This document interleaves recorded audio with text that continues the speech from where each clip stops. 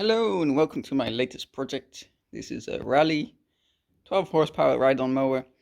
Of course it doesn't work, so this will be this new project. I'm tired of doing renovation.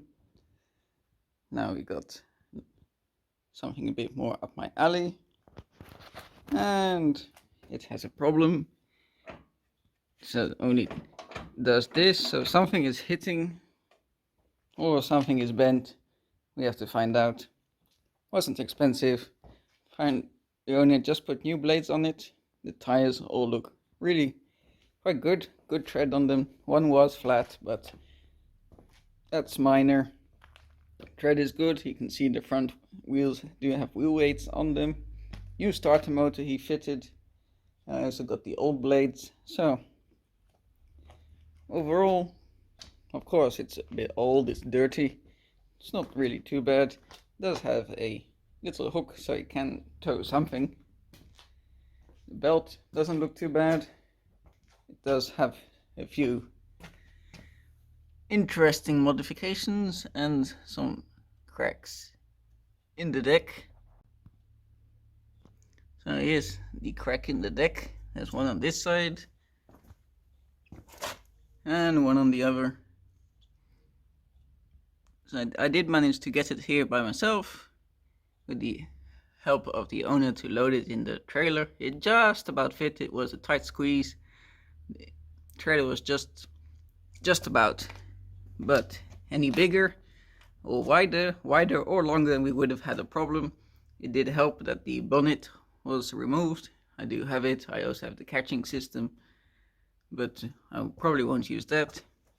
So this will be for here. Might be a bit easier than pushing a mower along. The seat is quite torn up, but it will sit inside, so should be okay.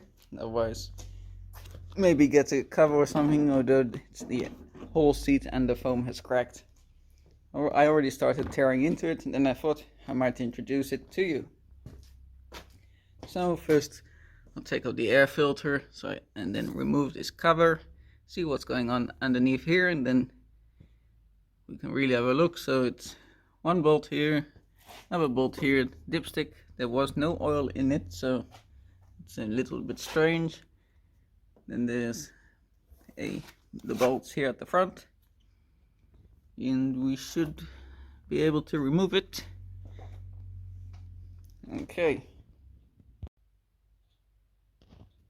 Alright, cover is off. Everything looks okay. It's a bit oily down there. Don't really see an obvious obstruction. But it's obviously something blocking it. It's not the belt. The belt is not spinning with it, so it's not something to do with the drive system.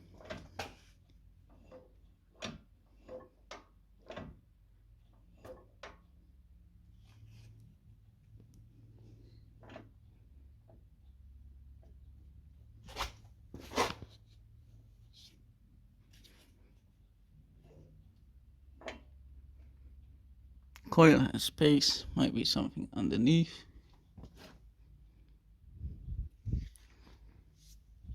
The starter motor is also not in the way.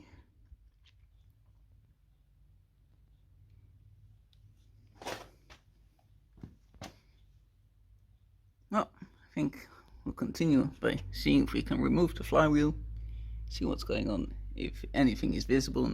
If not, it means that something internally has gone wrong.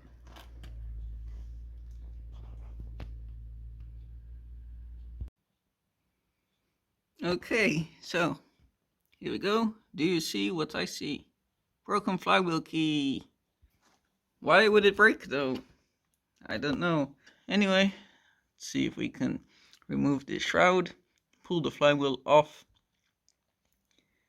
see what happens then. Alright, here's an update. You can see the engine's off.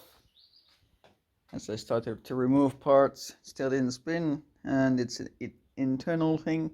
The piston also does not move, so maybe broken connecting rod or something like that. So that is all off. The engine is on the workbench and it's time for open heart surgery. Let's see what we find. See, now there's not much movement, so all these bolts have to be removed, and then hopefully it doesn't put up too much of a fight and we can get it all off. The valve cover was leaking, there is some damage to the gasket. This looks all okay. That's the head. We'll only be really able to see the condition once we take it all apart, see if it's worth rebuilding or not. Right, so here we are. It is indeed a broken connecting rod. There's a piece inside. So, wonder what happened for it to be so bad. You can see all kinds of shrapnel inside. Now to take it all further apart and see what else is damaged. You can see the oil, quite sludgy, black. Seems quite thick.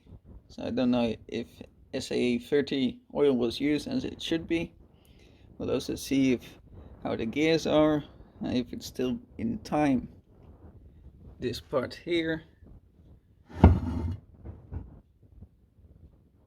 did not put up too much of a fight. You can see that it came out pretty well. So of course it will need a new gasket if rebuilt, and we'll go ahead and change the seal too. But we'll first have to investigate this.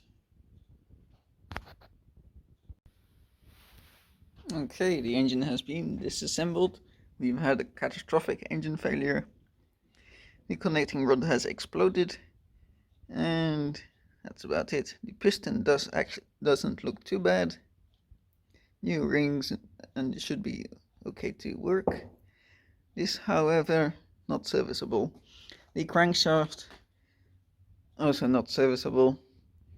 Looks like it may have started off with a knock. That knock got worse, and then this happened, or something else.